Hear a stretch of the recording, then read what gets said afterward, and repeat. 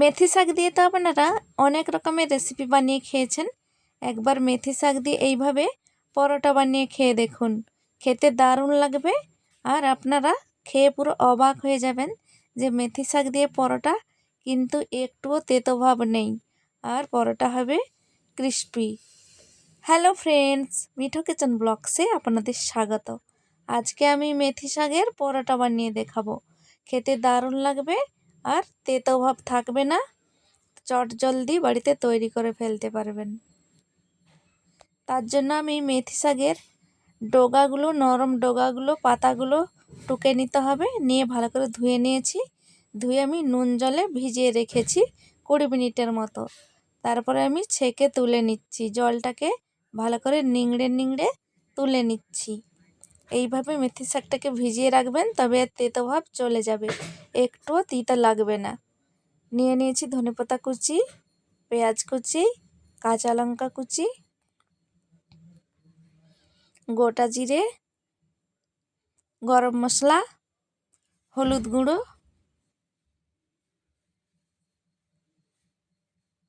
দিয়ে দিচ্ছি জিরে আর ধনে গুঁড়ো,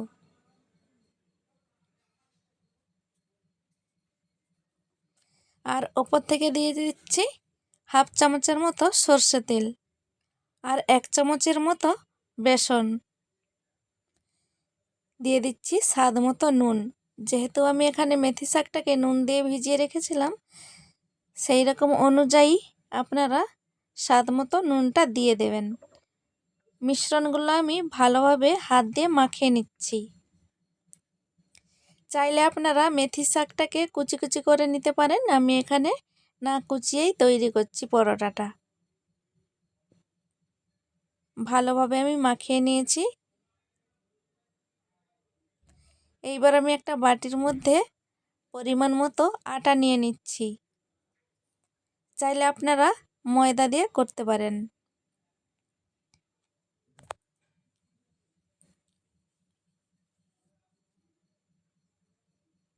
দিয়ে দিচ্ছি স্বাদ মতো নুন। তারপরে অল্প অল্প করে জল দিয়ে আমি ডো বানিয়ে নিচ্ছি।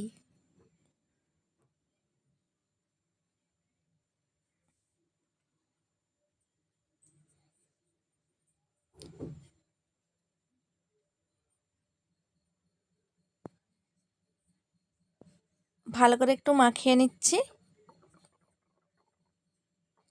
মেথি শাকের মধ্যে কিন্তু বেসনটা আপনারা অবশ্যই দেবেন, তাহলে পরোটাটা খেতে অনেকটা ভালো লাগবে আর পরোটাটা ক্রিস্পি হবে।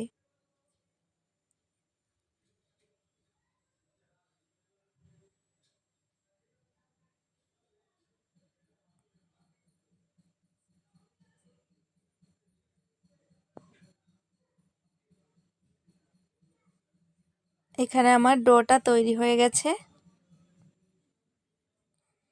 ফ্রেন্ডস, রেসিপিটি যদি ভালো লেগে থাকে লাইক কমেন্ট শেয়ার করে চ্যানেলটিকে সাবস্ক্রাইব করে দেবেন। নতুন নতুন ভিডিও পেতে আমার চ্যানেলে গিয়ে সাবস্ক্রাইব করে নোটিফিকেশানটাকে অন করে দেবেন। ডোটাকে আমি কেটে লেচি বানিয়ে নিচ্ছি।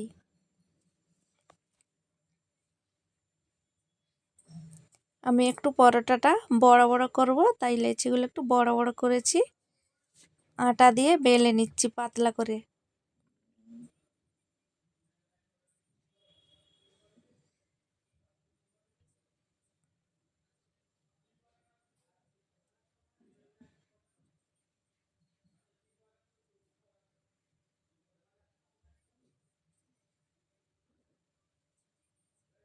পাতলা করে একটু বড় করে বেলে নিতে হবে।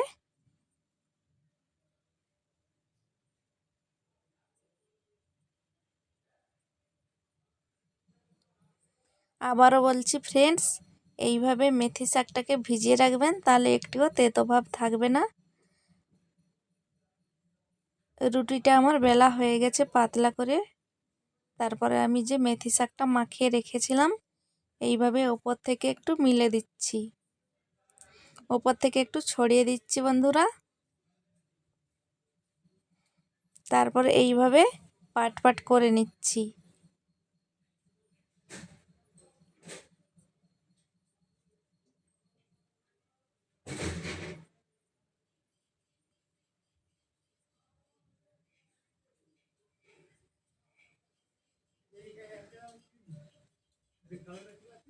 এইভাবে করে নিচের দিকে একটু মুড়ে গুঁজে দিয়েছি। তারপরে আমি ওপর থেকে অল্প অল্প আটা ছড়িয়ে পরোটাটা বেলে নিচ্ছি। যতটা পাতলা করা যায় সেইভাবে বেলে নিতে হবে।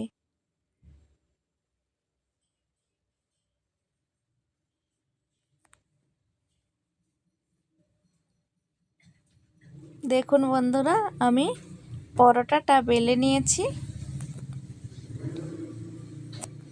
এদিকে আমার একটা পরোটা তৈরি হয়ে গেছে। আমি আবারও সেম প্রসেস করে এইভাবে রুটিটা বেলে নিয়েছি। ওপর থেকে শাকটা ছড়িয়ে দিচ্ছি।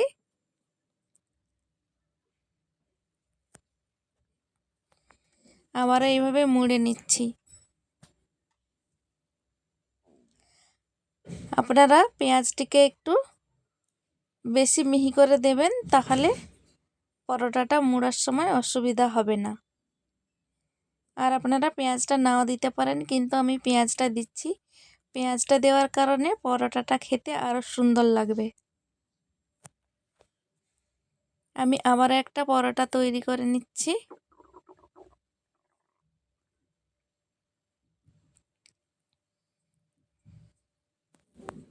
সাবধানে বেলতে হবে যেন না ফেটে শাকগুলো বেরিয়ে যায়। এদিকে আমার পরোটা বেলা হয়ে গেছে। এইভাবে করে আমি সবগুলো পরোটা বেলে নিয়েছি।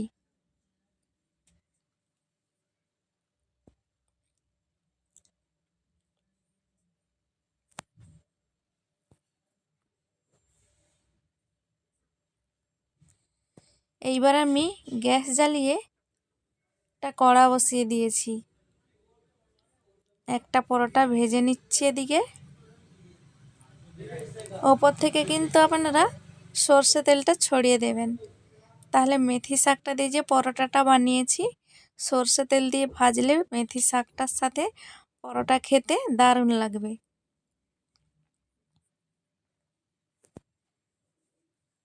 এভাবে একটু খুন্তি দিয়ে জেকে জেকে পরোটাটা ভাজতে হবে।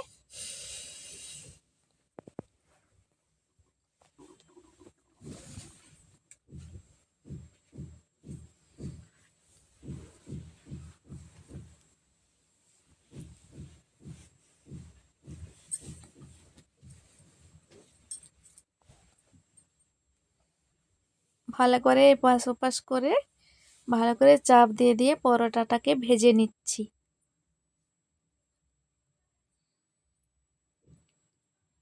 একটা পরোটা ভাজা হয়ে গেছে।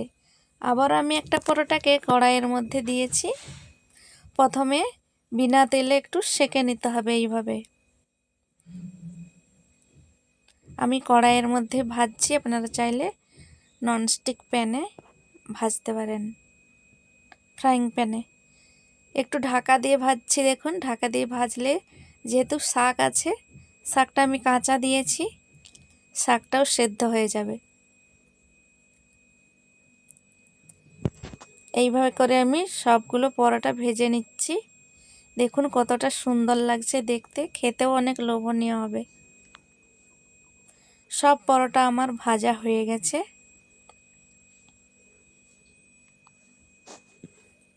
দেখুন কত সুন্দর হয়েছে পরোটাটা।